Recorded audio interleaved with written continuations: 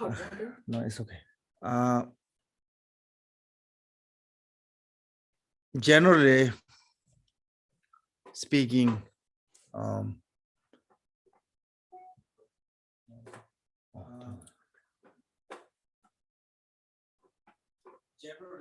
I think you need to turn off the page, whole page of a. I closed it, yeah. I think I got it. So yeah, you're good. Okay, I'm sorry. Angela. no problem. Non-virtue.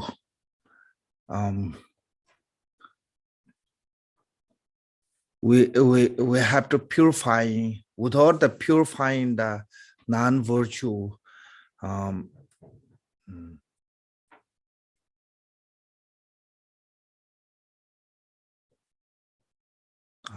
what call realization of the emptiness as a can say impossible, can say, yeah, as a difficult. And without the realization of the emptiness, we cannot eliminate our self from the samsara. There's no other method, because I think that is that way. So non-virtue is called obscurations. You know, what's obstructing is obstructing our true nature, our what call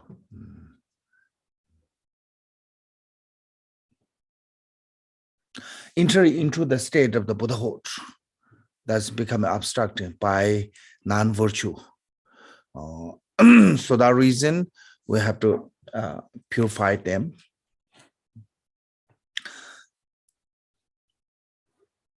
So there's many different ways to we can purify this non-virtue, but one is a definitely can completely can purify it by four powers. If we rely on the four power, it definitely will eliminate the negative. Yeah. As a yesterday we talked about all our suffering, unpleasant, all those unfavorable circumstance, what we experiencing in the samsara, they are result of a negative karma. We certain things we know, certain things we don't know, negative karma.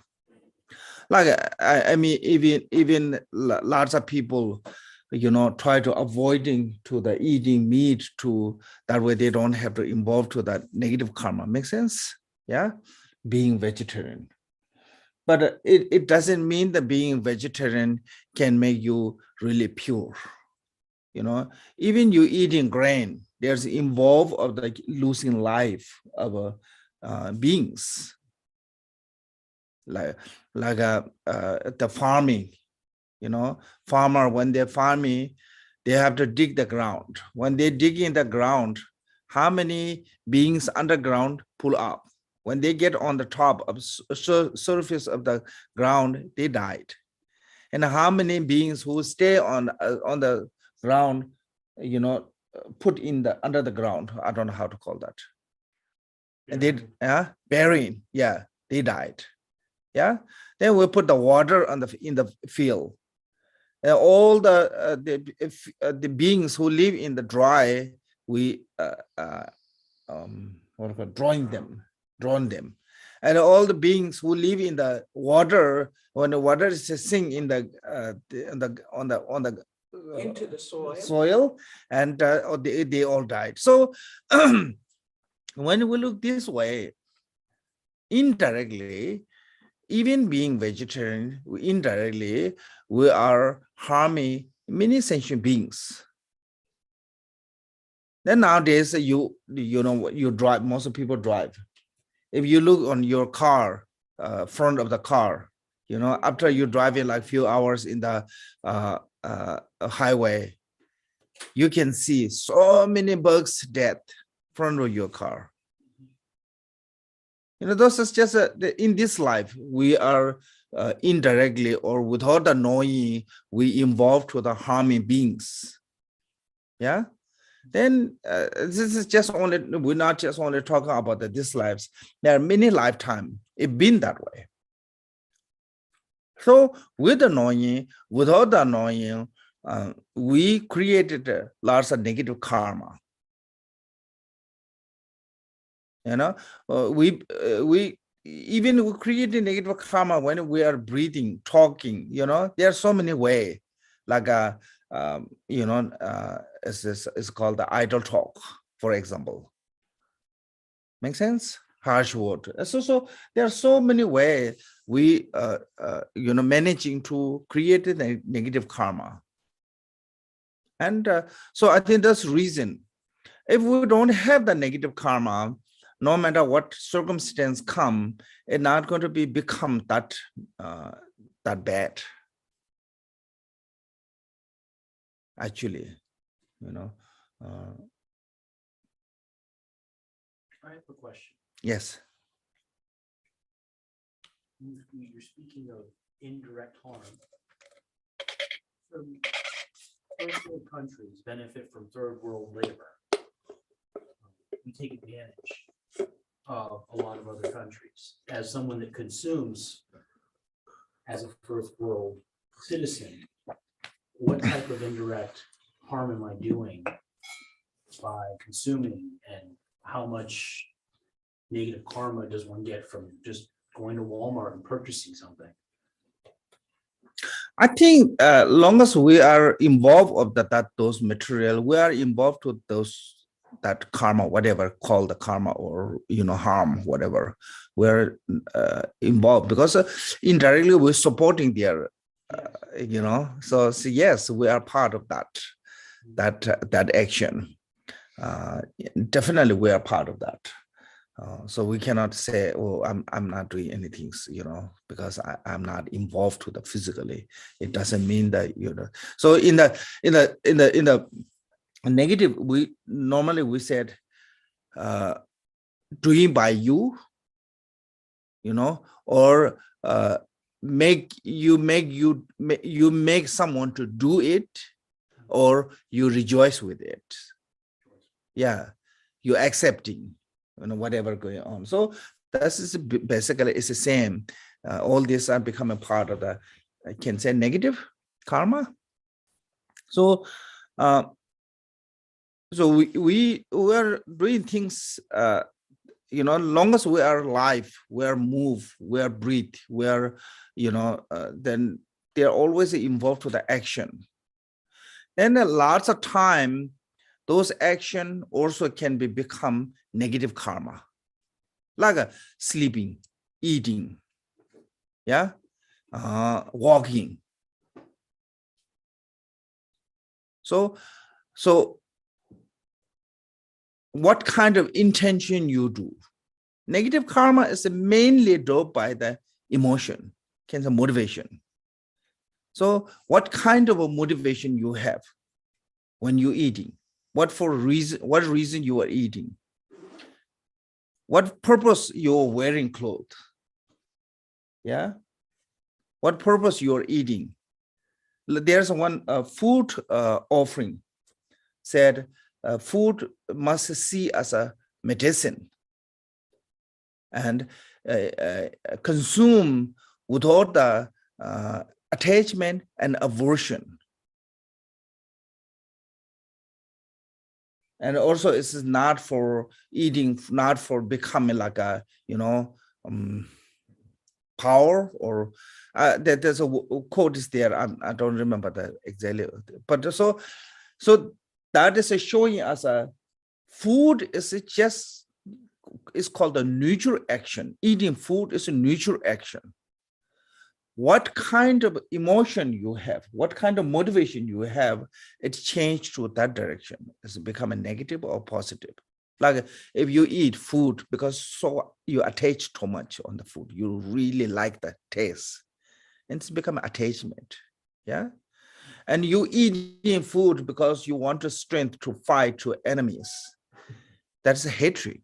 You eating food for hatred. Or you eating food for becoming, strong or, beautiful or kind of like a appearance, based on the appearance, then it's all is a part of the negative emotion, because this is a reason purpose of why you eating food is a for the negative reasons. So food eating itself is a mutual action, but based on the what kind of intention you eat, it become that way. So if you eat intention of the negative way, it's eating, even the eating food is a negative karma. Karma means the action, yeah? Then same as a sleeping.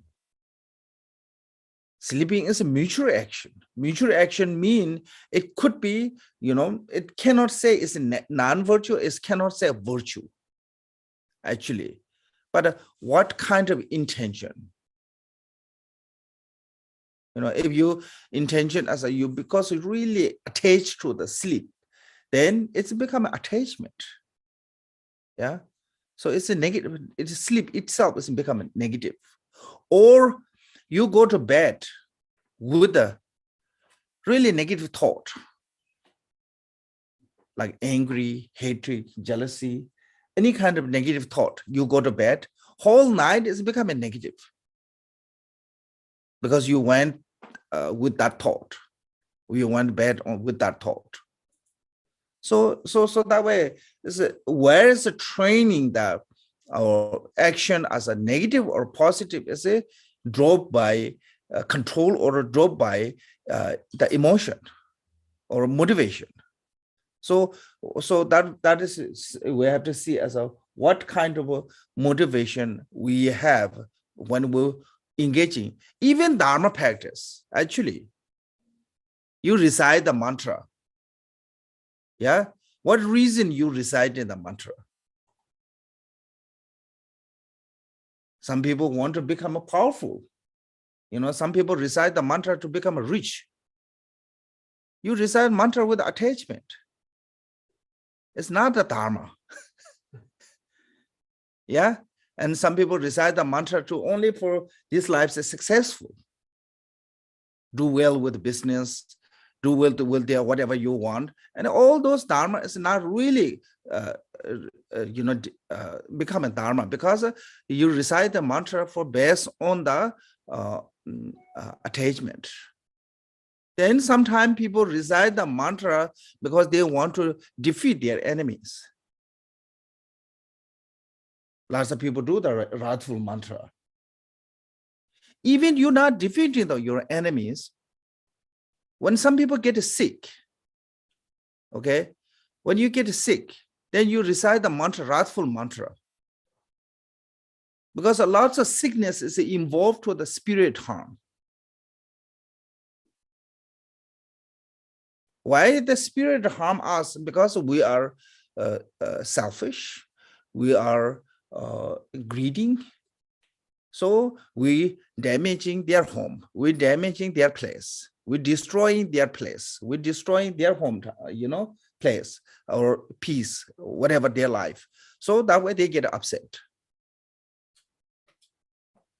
Like there one time, Milareva's time, one town, many people got a disease. People dying, so many people got disease. So Milareva said, only you can free this disease if all town become a vegetarian. So what happened was that they were cooking meat, and meat boil out from the pot, meat soup, and burn in the fire. That meat, what called that? Got charred. The water from the cooking meat. Oh. Yeah, that smell harm the spirit.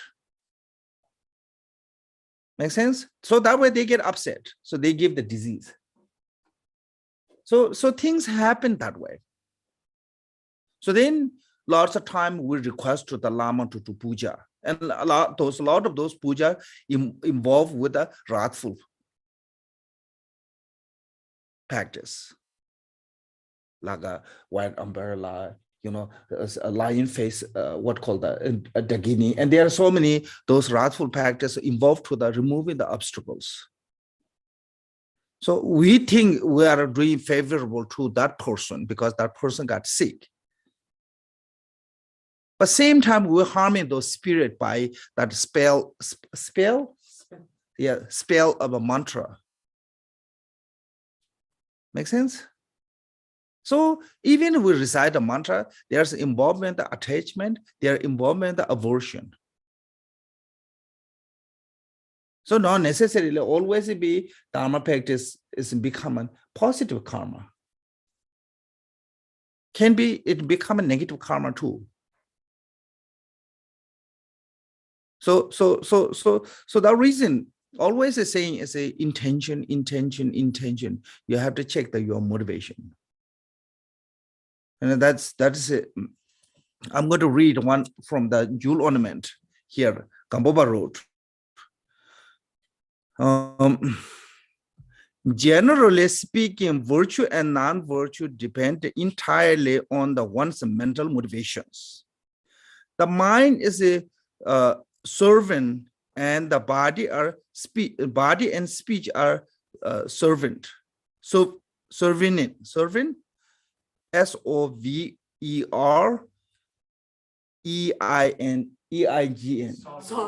Sovereign is like a kind of like a owner, yeah. King, yes. Mind is king, and body and speech are servant. Precious jewel garlands. The Nagajo said, mind precede all the dharma. Therefore, the mind is called the sovereign.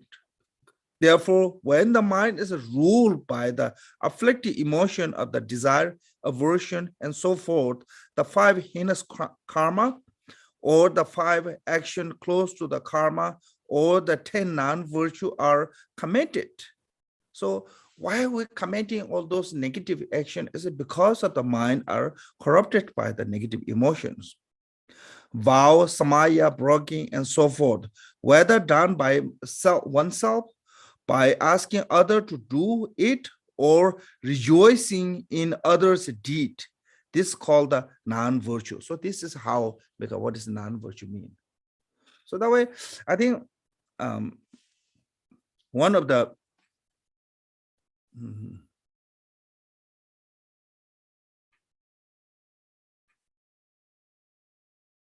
Drupal Campbell said in the commentary of precious garland of the supreme path by Gamboba in that commentary. In the commentary, actually text, Gamboba said, do not spell mantra's power to the sick one and kind of like a spirit harm one. So reason is he said, because of that, we using ritual for the mantra to the, try to heal the sick one and harm the spirit. So in that case, it's better to do kind of like some dharma offering, he said, than recite in the mantra. Because when you're offering dharma, make them peace. When they please, they're not going to harm continually. I mean, spirit and us are kind of nature is similar. We only harm other when get upset. Spirit too, same that way. So that reason, when when you do the that kind of especially wrathful practice, one thing you need a tremendous compassion. Really strong, tremendous compassion. 2 things, you have to do those things with selflessly. With the selflessly mean you have to expect consequences by doing that one, wrathful activity, including recitation mantra. Like Buddha, when he was a captain compassion, he knew there will be big punishment by killing this person, but he willing to accept that result or punishment from that karma for sake of those everyone's life and karma. Make sense? So that reason you have to be ready to receive that what called that consequence by doing that one, if there's a really necessity. Make sense? So I think especially when it comes to the, I don't know why I always talk about this one. So when it comes to the wrathful, maybe I don't like that much wrathful. Maybe that is reasons. I always come this topic, but when it comes to the wrathful activities, in Latin there are 4 kind of activities: pacifying, magnetizing, increasing, wrathful. Wrathful activities, you have to have the power to please the 3 please. Without the having power of the 3 please, you cannot perform the wrathful activity. So wrathful is only who are really advanced one, high level one can perform. Why?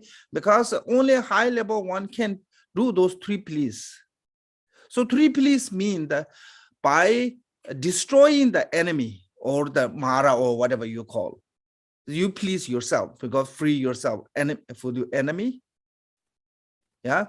Then you have to know how to transform that enemy's body to be what called feast offering to the Daga and Daginis. So that means that you have to transform from the meat to nectar. You need the power. You just cannot give them to meat like that. They are not vulture. So you have to know the power of how to transform. Like there's a 5 meat to transform to the nectar. In the Gana Chakra, you see that one. So you have to have power to transform them to their enemy's body to be feast offering. That's the second. By pleasing peace offering to the Daga and Dagini, please the Daga and Dagini by offering a peace offering. That's the second one. And third one is you have to know how to liberate the consciousness of that enemy. Make sense? So if you know those 3 please, then you're allowed to perform the wrathful activities. Other than that, you're not allowed. So that reason, we have to be careful. Sometimes people think as long as it's part of the Dharma, we can do anything. So that way Gamboba said, if you do not do Dharma as according to the Dharma, Dharma can become reborn in the lower realm. Dharma can make you reborn in the lower realm. So that way, certain things we have to be careful. First of all, of course, always we have to examine our motivation, whatever we do.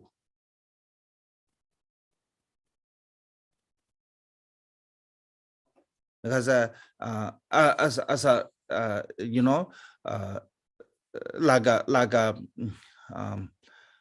normally in the Dharma, we always say that wisdom is important, but wisdom can become negative. Like for example, all those evil beings, they are intelligent. If they are not intelligent, first of all, they never become leader to make that kind of power. They never gain that kind of power to do evil act, because they are clever, they are really smart. That way they become. That's called the wisdom. Yeah. So, but they are lack of the good intention. That way their wisdom become negative. So I think this reason, when we're talking about the negative or object to purify the negative, as a negative is a based on the intention. If that from that intention is good, even the negative action can bring to the positive result. Like Captain Compassion, by killing this bad person, he accumulated the 900 eons merit by that act.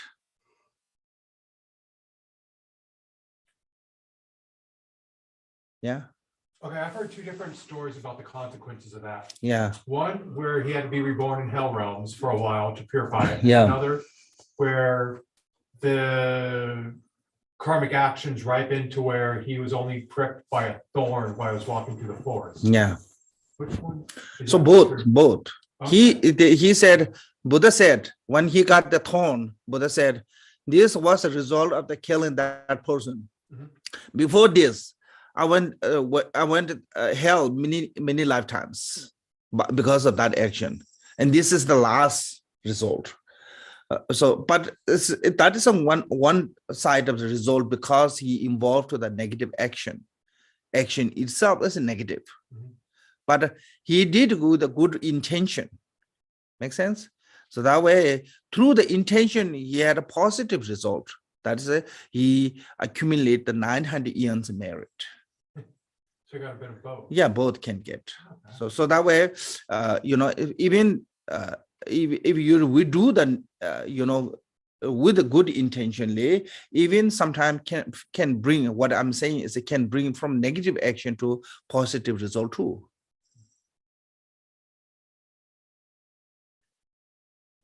So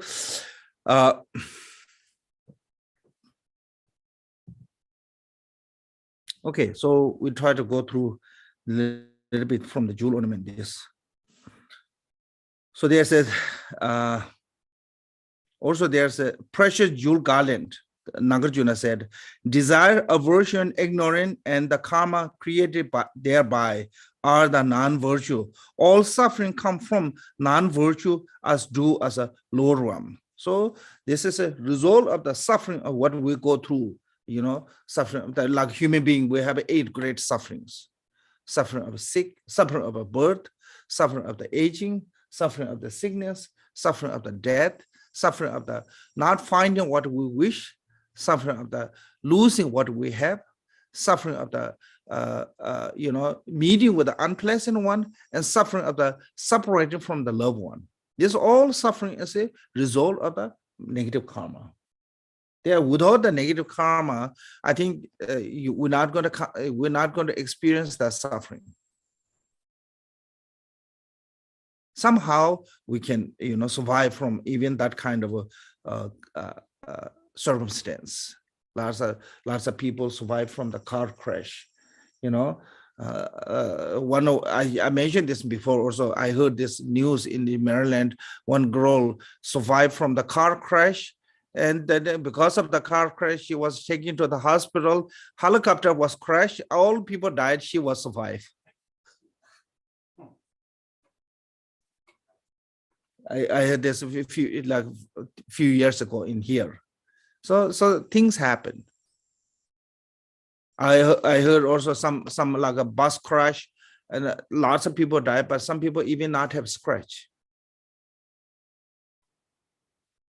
So those only can say because of that, they don't have to die that day with the karma. Yeah. I heard in California when 2019 or 20 COVID started. Yeah, 2020.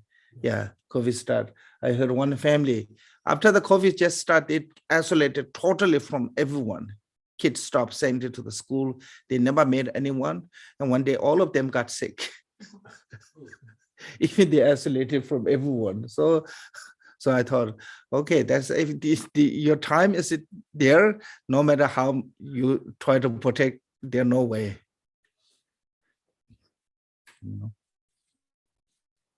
I see something like that.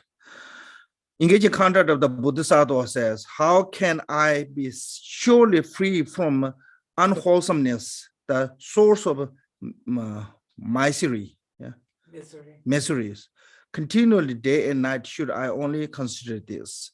Therefore, one should declare that purifying all of one's non-virtue is the define that they can be purified by compassion. Yes, very much. The Sutra of the great Parinirvana said, if one purified the evil deed through the remorse and repair them, they are purified. A muddy water is cleaned by the touch of the water jewel or the moonshine after the being free from the cloud.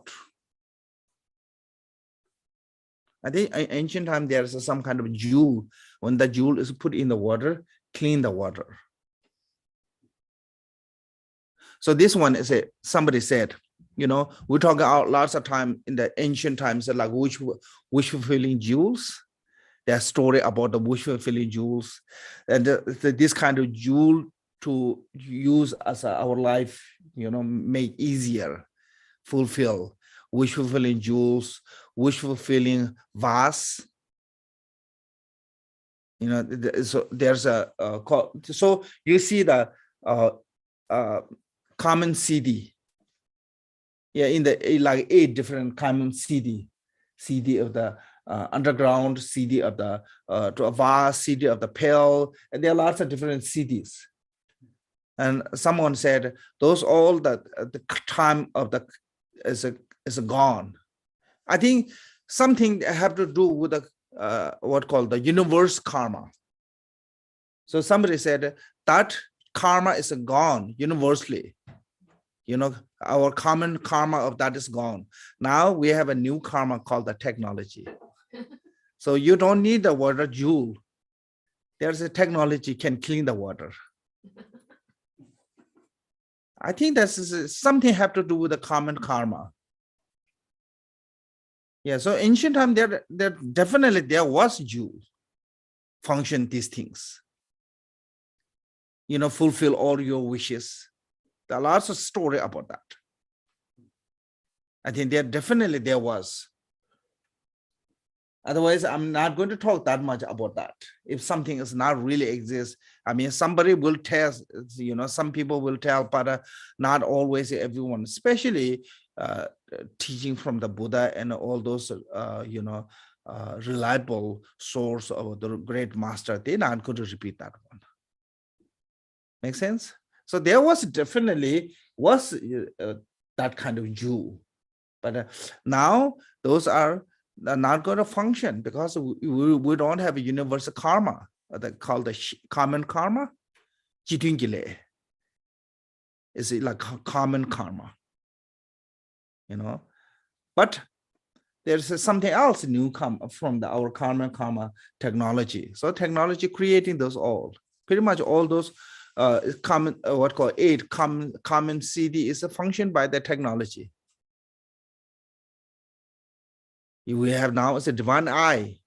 You are here, you can see Asia clearly.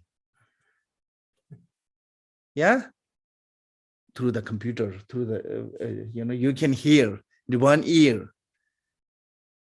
Yeah, so lots of things already the technology created. We don't need accomplishing the common CD. So what point is it? I think something was exists, that kind of jewel, but then I mean slowly it disappeared. The power or whatever you call the jewels itself is definitely there. In Tibet we have one story. In India there's one story called the one king. He was so generous. So he wanted to feed everyone food and every necessary, but he couldn't because the kingdoms, you know, what called the storage house is not big enough to can feed everyone. So he went to Nagaland to find the wish fulfilling jewel, and he found that wish fulfilling jewel, and he buy that one and feed everyone. But then slowly, one day, because he never returned to the beggar, anyone come to ask him to give, and somebody asked him to give that jewel, so he gave that one. So, but then he got a punishment from his father. But the story is then later they say that jewel is in the heart of the Shakyamuni Buddha, which is built in India now in Lhasa, Jogan Cathedral, Lhasa Jo. It's original built in India. They saying is in the Buddha's heart, that jewel. And near the Potala, there's one cape called the Naga Wading Cape. Because in that story of the jewel, said in the future, that jewel will be come back to the Nagaland, Nagaruam, because its original come from the Nagaruam. So why is called the Lugu? Why is called the Naga Waiting Cape? Because they say Naga is waiting to bring the jewel back to the Nagaruam from the jewel. So we have some kind of story like that, because some story is related to the India, and some in Tibet we have the cave called the Lugu. Lugu means the Naga waiting. So someone told me a story like that. So I don't know how much those story are what called that. Authentic, true. Yeah, true. How much true? But there's some related that story. We have a place and things like that. So that way they're saying that jewel is in the Joe's heart. You know, nowadays people go to the worship to the Joe, pray to the Joe, offering to the Joe, but it's not function as a before what they describe how they function. In the old time, they say when the jewel your prayer, the rain, all the food, clothes, everything like rain. You know, exhaust. So many of them, countless will rain. So what I'm saying is, I think something changed our universal karma or whatever is. So their change comes, you know. So someone said, I forgot who said this one. Now is not the wish fulfilling time. Now is the technology time. Universal karma, talking about the universal karma. The universal karma of the humankind, wish fulfilling jewels karma is already gone. Now is our universal karma of the humankind is a technology. One day there's something else come. Maybe a technology become a historical. I don't know. So that way, it's so related to this jewel. Purified, modified, cleaned by the touch of the water jewel, or is the moonshines. Therefore, if you feel remorse for the evil deed, confess without the hiding, any amount will be purified. So this one, confess without the hiding. So in Tibetan, we call the tölsha. Confess is called the tölsha. Tölo means the telling. So that way, in the four power, we have this called the power of the relying. Yeah, we need the front of somewhere, we have to confess. How should we purify? Purify through the door of the four type of power, showing the four Dharma Sutra says, Midriya, when Bodhisattva, Mahasattva process of the four power, evil deed and their accumulation will be defeated by the what are they are power of the remorse, power of the antidote, power of the resolve, and power of the reliance. First, power of the remorse. I think this is an important part of the first. We need the remorse. You know, without the remorse, rest of the power will not going to come. So that was a power of the remorse involved with the feeling of the great regret over the previous evil deed and the fully declaration of confess front of the object. How should one bring up about this feeling of the regret? There are three ways of generate this. Investigating the meaningless of a non-virtue, the investigating fear of the result, and investigating the need to be free from it quickly. First one, meaningless. Sometimes I have a committing evil deed for subjugate enemy, subjugate enemy, sometimes to sustain the relative, sometimes to protect this body, sometimes accumulate the wealth. After I die, I go for the next life.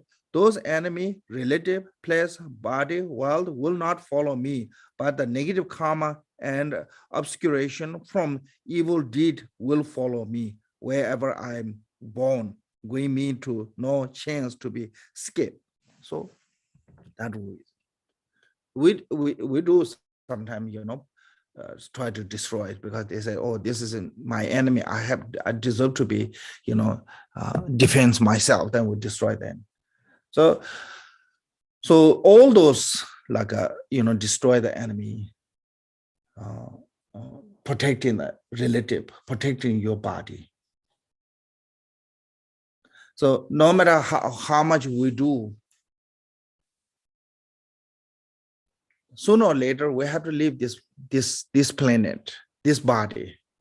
Then when leave this planet and this body, none of them come with us.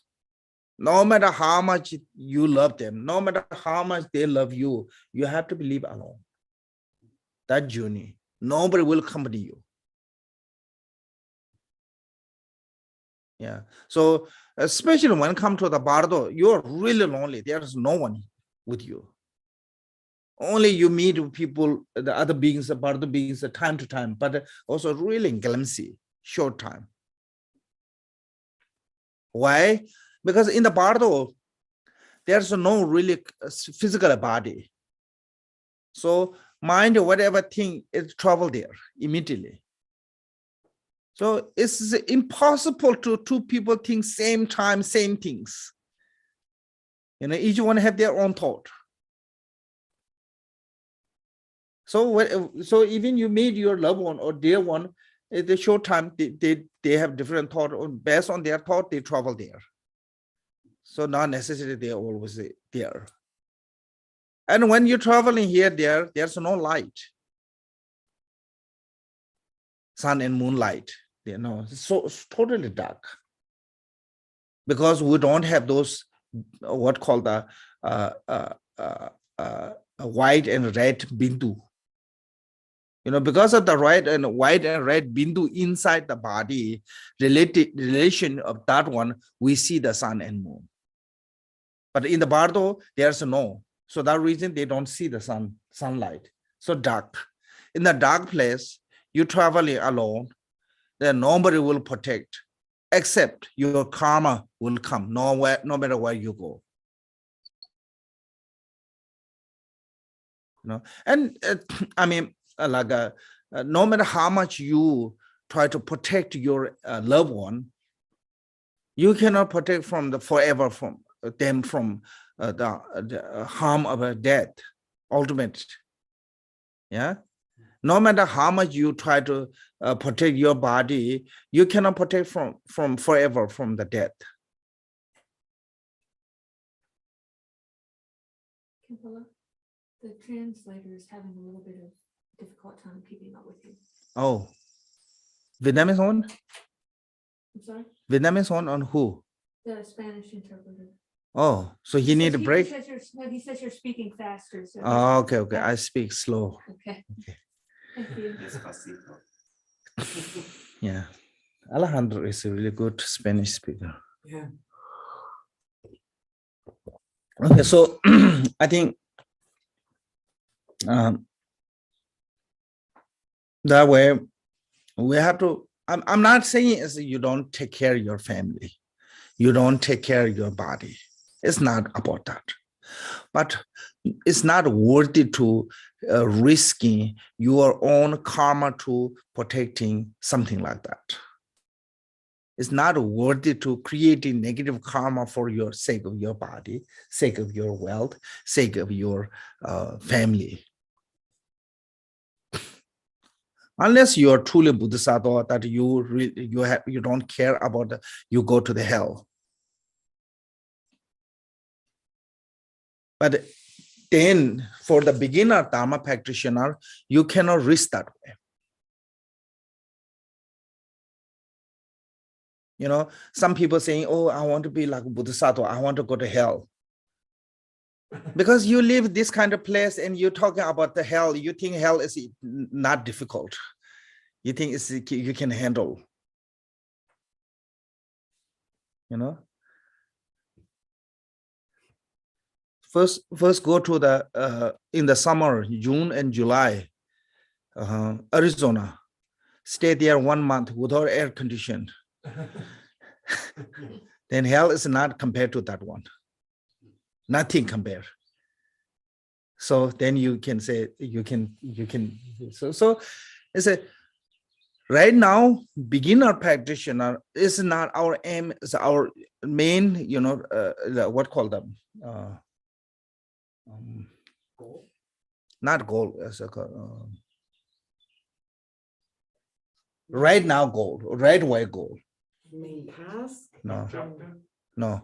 At the moment, you know, our main aim is not to liberate sentient beings. First, we have to liberate ourselves. Make sense? Yeah. So when you reach a certain realization, then you will gain the called the patience. When you gain that patience, you can go to hell. When you go to hell, you're not going to damage yourself, and you can tolerate those hardships. Make sense? So even you go to hell, it's not hell to you.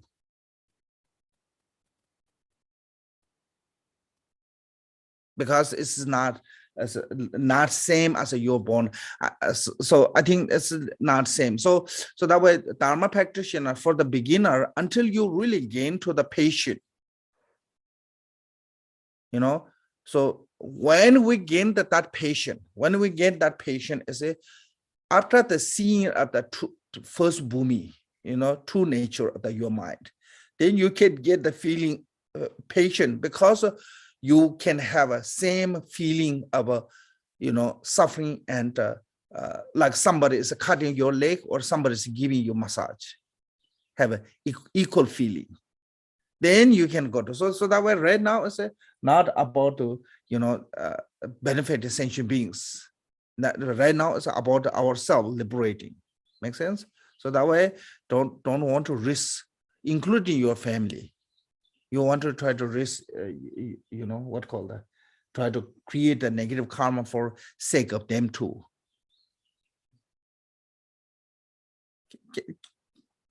You understand what I'm saying? Yeah. So because sometimes we have this kind of idea, oh, we are Bodhisattva, we are Mahayana practitioner, we are Bodhisattva, we have to benefit other sentient beings. We have to do things that for the sake of being other sentient beings. Yeah, sometimes I have that kind of attitude. I think this is a you have to really think about that. So I think this reason Shantideva said, you cannot help them, they cannot help you. Just best way is just run away from them.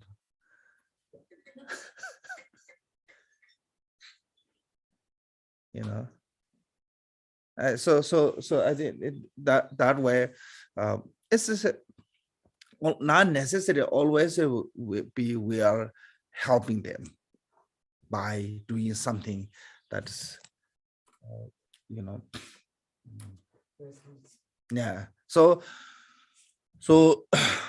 this is not about you know, not care about your family, not care about your loved one, not care about your body. Of course, you have to care about your body. You have to care your loved one. You have love. Even Buddha, you know, he left home, but once he achieved the nirvana, first thing he wanted to share to his family. He went back to the home. He shared to his father. And because his mother was born in the 33 guard room, he traveled to the 33 guard room to share with her.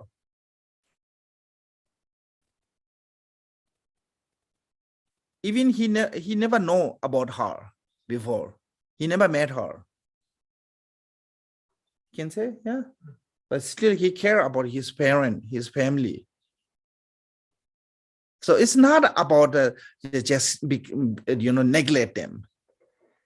It's not about the neglect your body. It's not about the neglect your family. It's not about the neglect your position, what you have. But here is saying is for that sake, don't make negative karma. Those two different.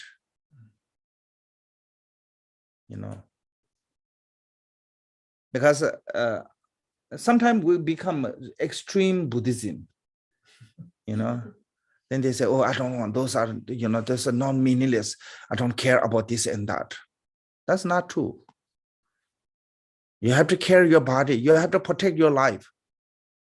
Because you don't know, you don't have a guarantee next life you will have this precious human body that meet with the Dharma, can practice the Dharma. We don't have guarantee. So longest, we can stay longest, healthiest, we have to try to do our best to try to stay that way. Yes? Could you please clarify the difference or similarity between neglect and non-attachment? Neglect means that becoming careless. Yeah? Like, like for example,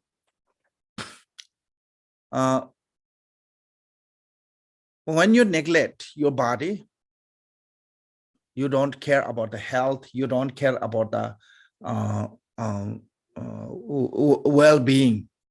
Yeah, never look after. Huh? It's on purpose. Yes, as a not look after that one. But when you attach, then you said, "Oh, I'm wonderful. I'm beautiful. I'm handsome," and I have this kind of like a what called the Conceit, probably, self-righteous, self-righteous feeling of then so much attach themselves. That's different. So that way, attach and care is not same.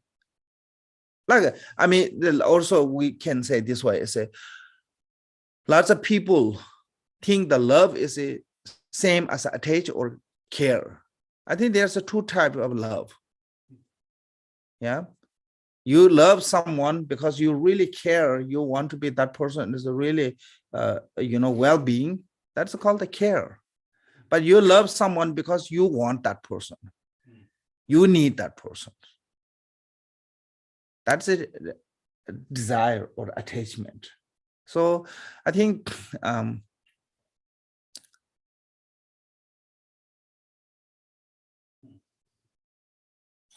there's a little bit different between the attachment and including your own body too.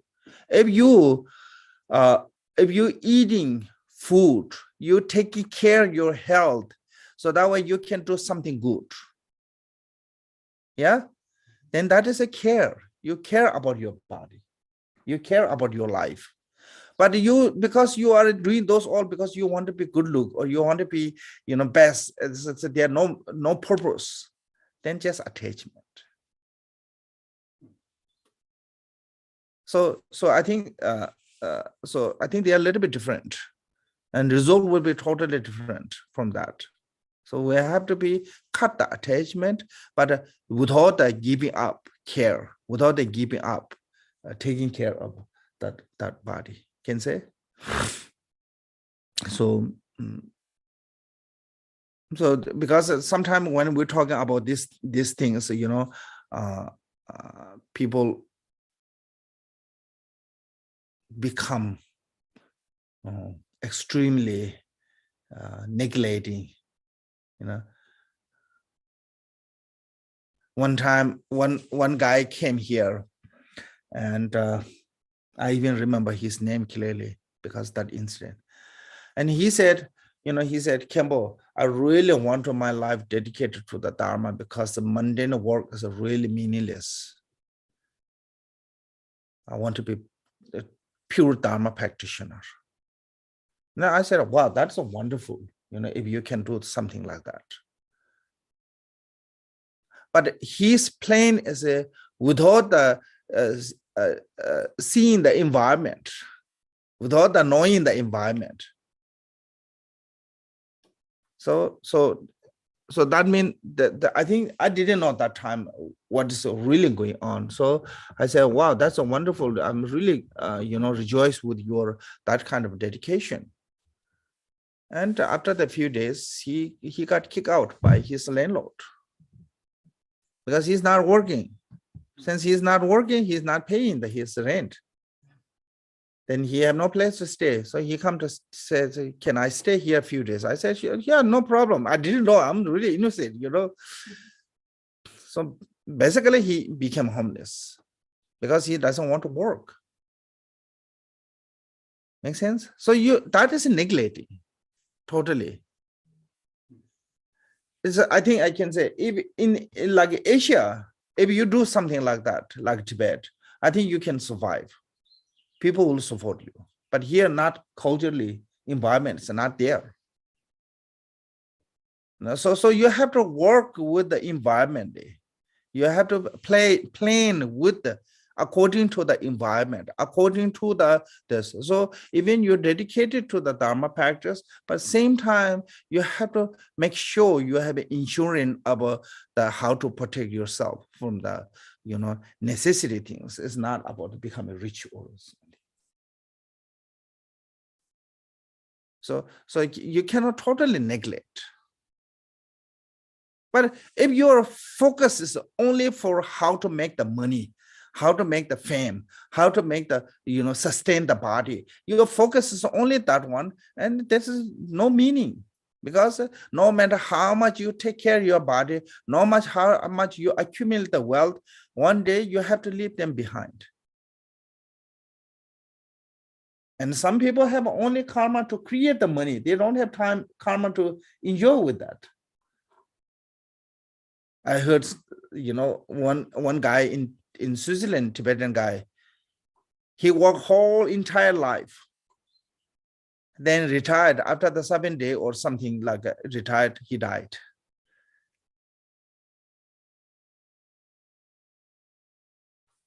So,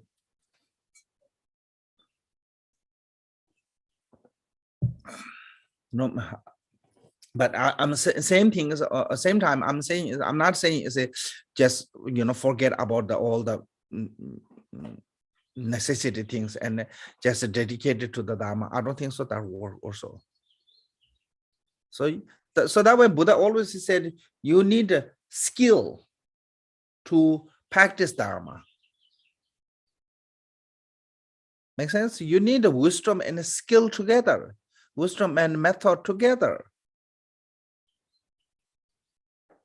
But if this here is talking about if you create something negative for their sake, include the wealth, it's not worthy to create a negative karma.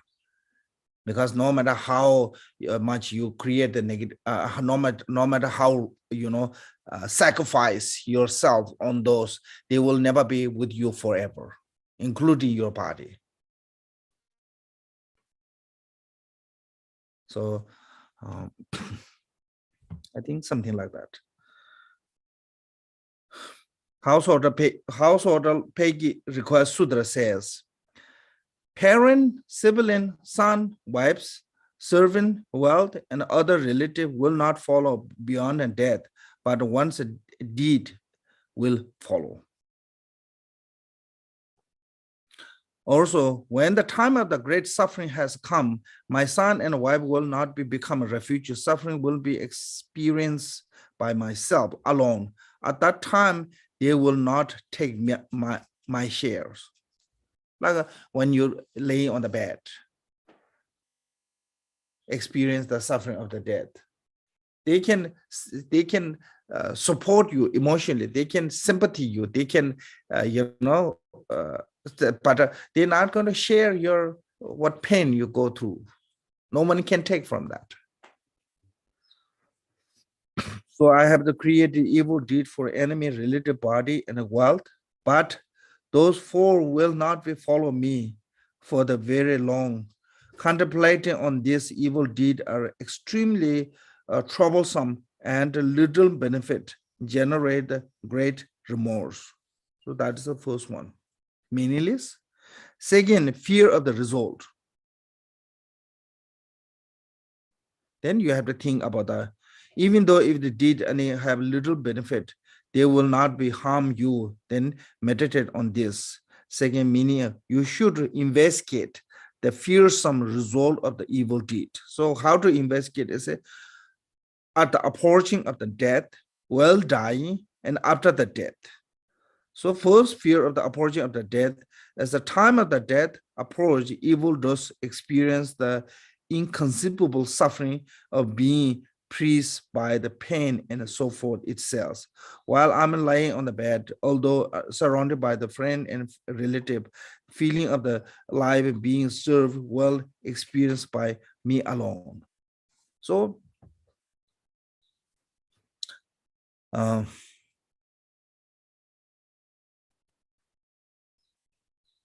in the Tibetan we said, "Mi di jin xiwa tongzana le yunde tombe loben yins," which is mean that when you see, can say sinful person, Mhm. yeah, the person who did whole life negative, di jin, that is the best teacher of the karma, because at that time, the most of people who die with a you live with a life with a negatively, at the time of the death they experience a like really horrifying experience of the suffering.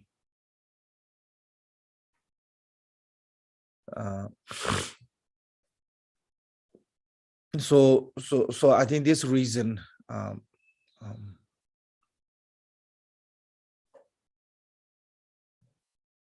think that one first, yeah.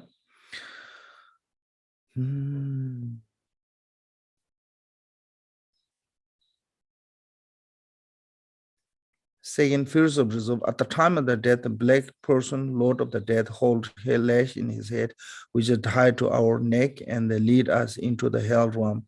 We are tortured from the behind by the rumors being as who hold the rumors weapon, stick, the knife, and so forth. So this is a between the death and reborn in the low realm, in the bardo. You know, I heard some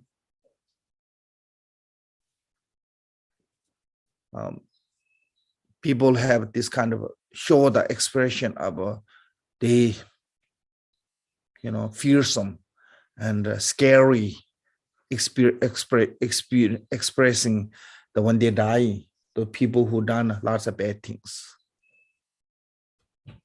So they said that is a scene there where they leading toward, including those messenger of the Yama, they already seen. You know, you see the will of samsara, will of life, will of samsara, will of samsara. The center is there, three animals and enemies, three animals, bird, pig, rooster, and snake. The rooster, snake, and pig. Those three animals, and outside this circle, there's a black line and a white line. White line is people freely walking. Black one is all tied with a rope, pulling down. This is a symbol of a karma. When you done the positive karma, you travel freely, wherever you want. Your birth is in your hand. So you can born wherever you want. That's freedom you can get. But when you have done negative karma and you have no control over your birth, karma will, so that the rope is your karma. Whatever you created, that karma will take you. Without your, you know, you can say without your concern. Without your consent. Yeah, without your consent, it will take you to that place. The lower realm, yeah. So I think that's talking about here.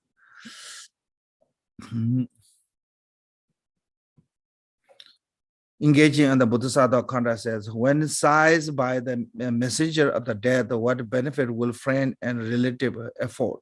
My merit alone shall protect me. The battle open I have never relied.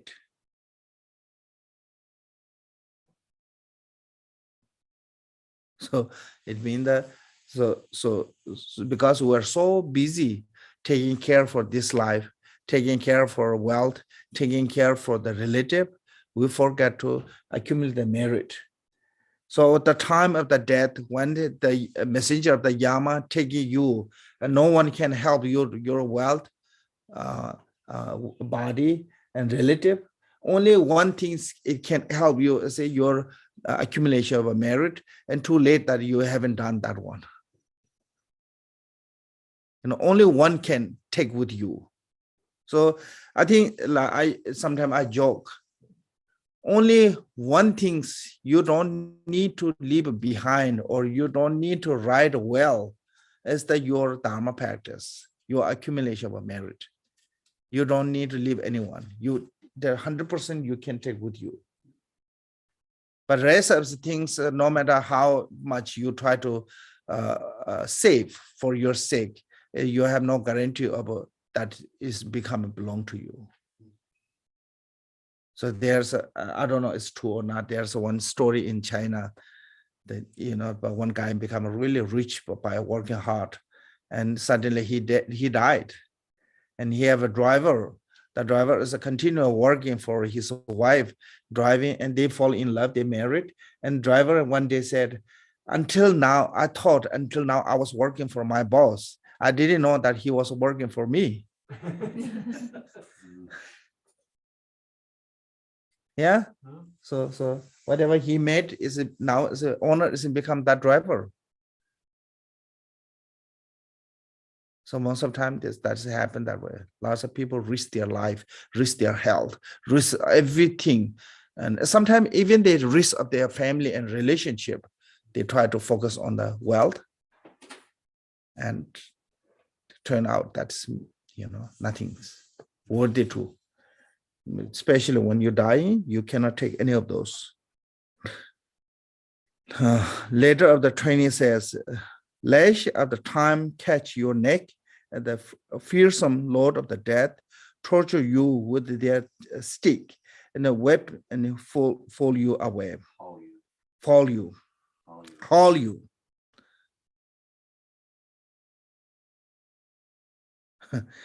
Perhaps you think you will not afraid of the Lord of the death. In the case engaged in contact, Bodhisattva says, petrified is the person today being led by the torture chamber with a dry mouth of the dreadful sunken eye. His entire appearance is transfigured that need to be mentioned at the tremendous despair when seeking with the disease of the great panic being collapsed by the physically form of the frightful messenger of the death. Then third is a fearsome of the fruit of the evil deed. After the death, through the result is the evil deed, you will fall into the great hell and will experience the exhaustible suffering of the being burned, cooked, and so forth. Therefore, one should feel great fear of. Nagarjuna said in the letter to friend, when one is drawing in the hell realm, or hear, recollecting, read about, or see their form, fear arise. No need to be mentioned what happened when they experience the intolerable result.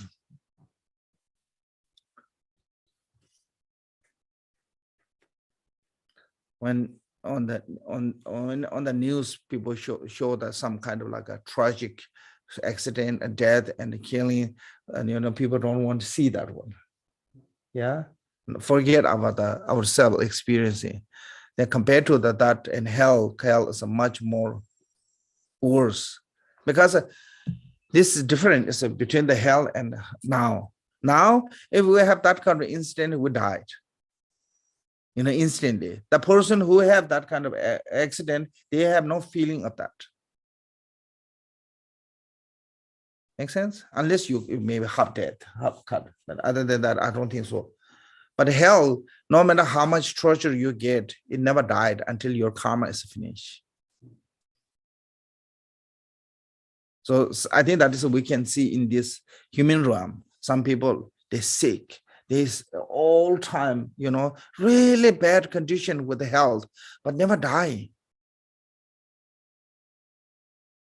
Go through so much suffering. So that is what karma means. I don't know. Kamala, there is a question. No? Oh, I was gonna ask real quick. Yes. People have to experience that in this lifetime or in this realm. Is that actually a fortunate thing in the long run? So you don't have to experience it in the hell realms? Sure. I mean, lots of time when we, become a successful in this life, people think that's a good things. Then when we have a difficulty in life, people think always it be, bad things. But lots of time, I mean, it's not everyone, but lots of people from the unfortunate circumstance bring you to the good result. Like a Milarepa. Milarepa happened a really unfortunate circumstance with his life. So if you can utilizing that circumstance as a bring to the good result. So I also think, if Milarepa have good uncle and aunt, he never become a Milarepa. Because of the evil uncle and aunt, that way we have a Milarepa, for example. Of course, Milarepa can outcome for something else also. If there's no good circumstance again. So I'm not saying it's always a bad one. It can bring the good result. But one thing is in the Tibetan, we believe this saying is, I mean, when I say Tibetan, this is basically it's come from the Dharma's karmic culture. So we're saying is a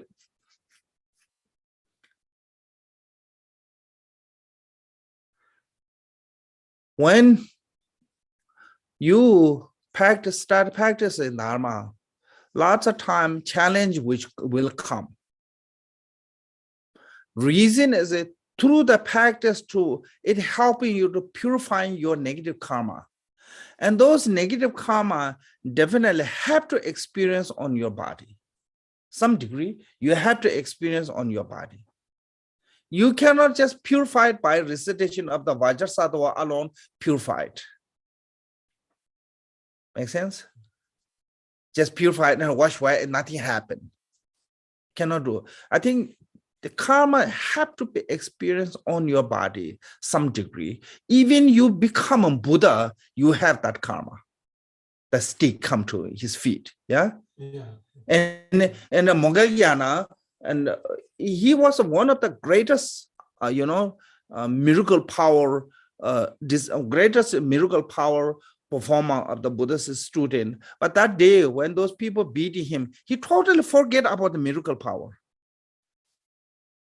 That's kind of like seems like impossible, but it happened when karma comes. So he himself said, when karma comes, forget about everything. Even I don't remember I have miracle power. Forget about the showing the miracle power, he said. Even I don't remember I had miracle power. Make sense? So I think so even those arhat have to be experienced on their body. Make sense? So that way we have to experience on our body.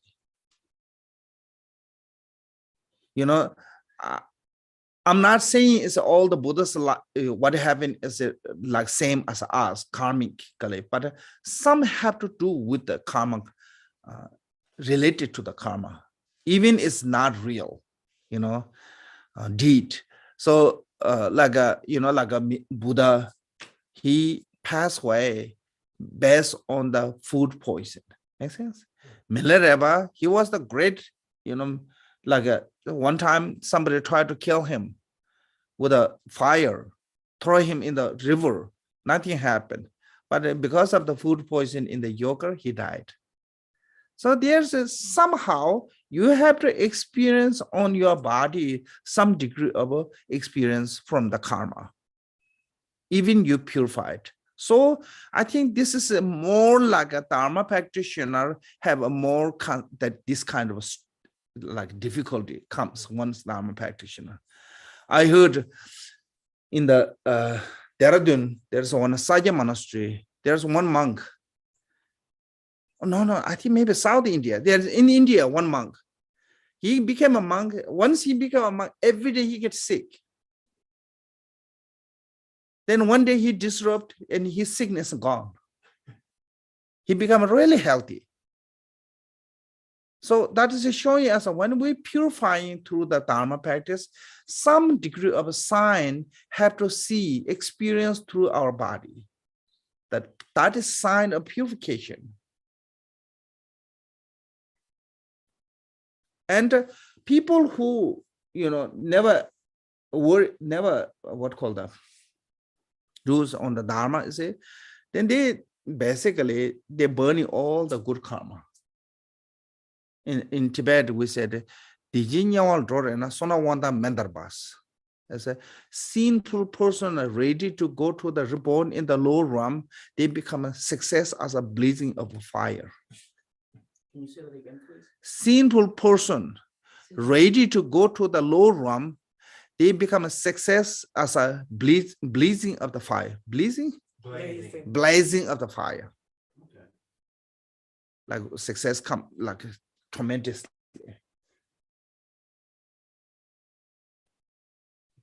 That's from trying to live a good life in this Yeah. realm. So another quote was there said,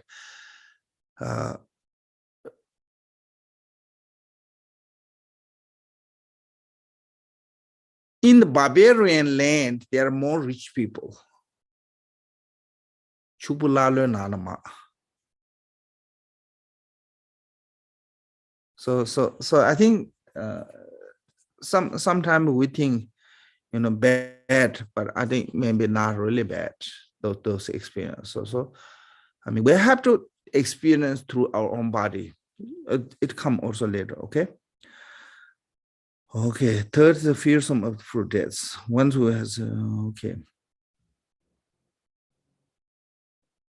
So then that one necessary to be being from non-virtue quickly is, you may think that it will be sufficient to purify the evil deed in the later part of the life, but that is not sufficient. You should purify quickly. This is because there is a danger that you may die before your evil deed are purified, engage in the contract of Bodhisattva. But I may well perish before all my evil have been purified. So please protect me in such a way as I will swiftly, surely free me from them.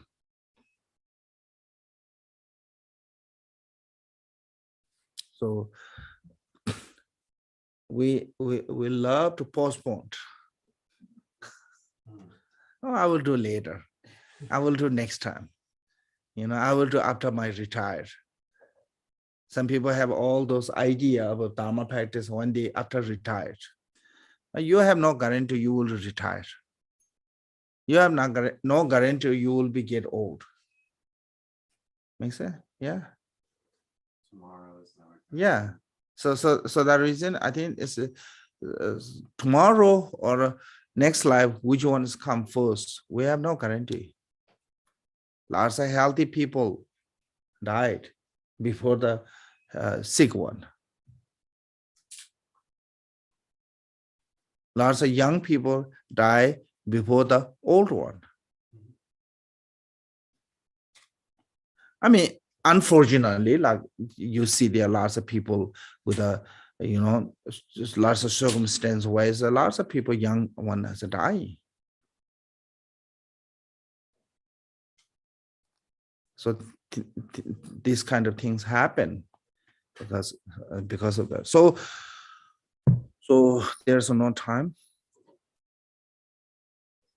So here I want to talk is So we should confess quickly because there's a danger of the Ahmed die before the purifying evil deed. Therefore, since this is a case, should be feel remorse by those three reasons. That I generate the remorse for the evil deed and clearly purifying the special object of the others. Purifying evil deed by the power of the full remorse is like the approaching the powerful creditor. Then you have not paid your debt in the old time Angulimala.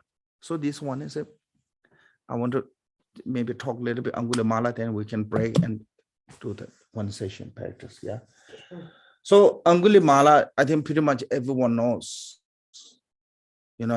story about Angulimala. There's a two version of a story. It's Angulimala.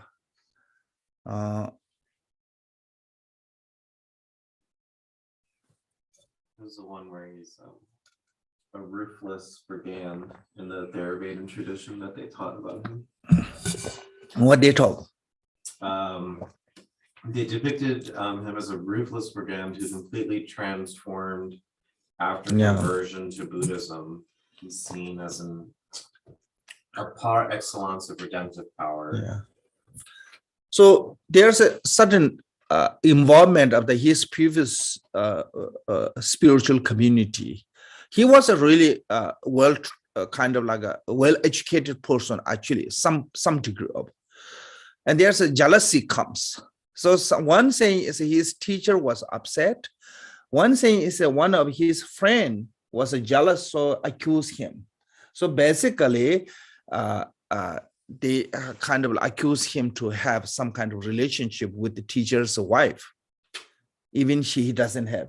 So that way the teacher gave him wrong path, saying if you kill 1,000 people and wearing the mala in your neck, the finger mala, and you will reach to the kind of nirvana.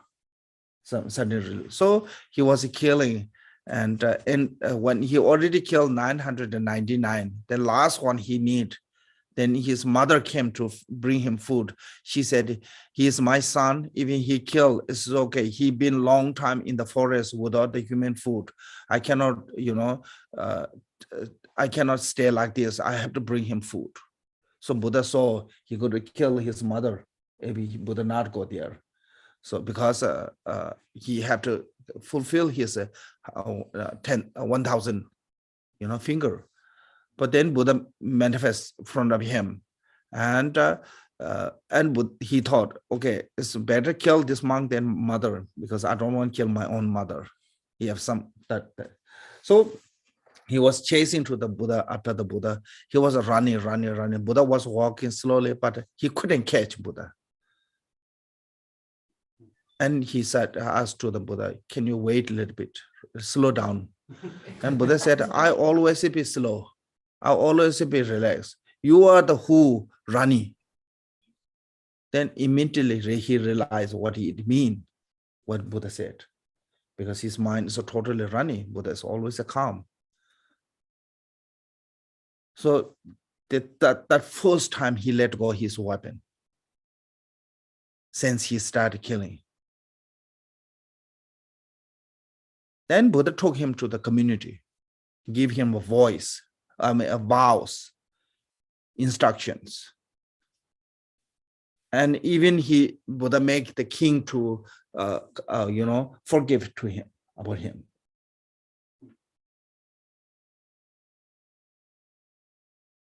King Buddha didn't say this is the Angulimala. Buddha showed the monk so peaceful, so kind, so disciplined one in front of the king. What do you think? Then the king said, this is wonderful. He's a really good monk, and this is a praise. And Buddha said, this is the Angulimala. So overall, the king Ajatashatru forgave him all his crime.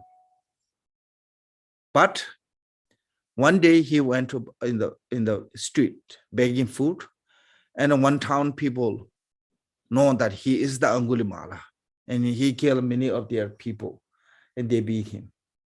Even he was Arhat, he couldn't protect himself from any kind of miracle power. He died with that beat.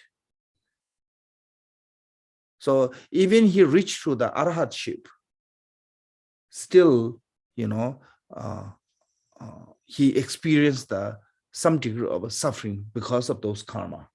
Make sense? On the physical body. So he died with a beating. But here, story is the person like him, by realizing what he have done was a mistake. That way, this they using as this is a power of the remorse. The story is using here is a power of the remorse, because he specifically realizing what he have done was wrong. That's not right path. So he regret over all his action that he killed that many people. So this is also showing us we can be saint in the past. It doesn't mean that we will be saint in the future. We can be evil, in the past. It doesn't mean that we have to be evil in the future. Whatever happened in the past is a history. No one can change. But whatever will happen is in our hand. So past is not in our hand, but future is in our hand. What we want to become is up to us. Make sense? So what kind of action we put, we become that one.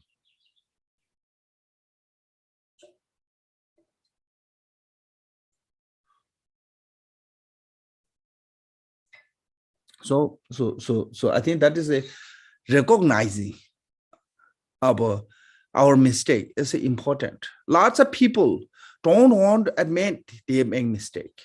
That is the problem. Mistake is not the problem. I mean, mistake is a problem, but mistake is not the worst problem.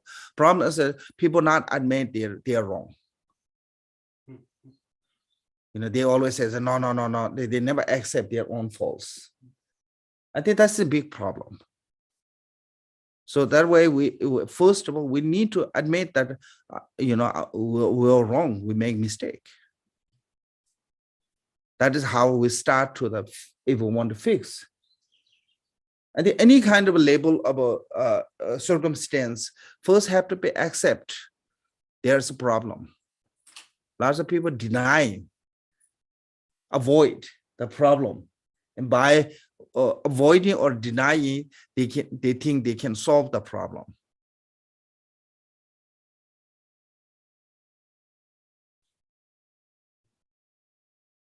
So that reason, when somebody said to someone about their problem, they get really upset. Lots of time we have that attitude, we get really upset. How dare you tell me this and that? Even especially people, when we have that problem, actually that problem, we get more upset with that. Make sense? Yeah. Okay, so we take short break, and after that we do this practice with the pictures collected in the three three times by myself and all beings in samsara and nirvana by the innate root of virtue. May I and all beings quickly attain unsurpassed, perfect, complete, precious Buddhahood. May the teachings of the great Drikupa Ratnashiri, omniscient Lord of the Dharma, master of interdependence, continue through study, practice, contemplation and meditation until the end of the samsara.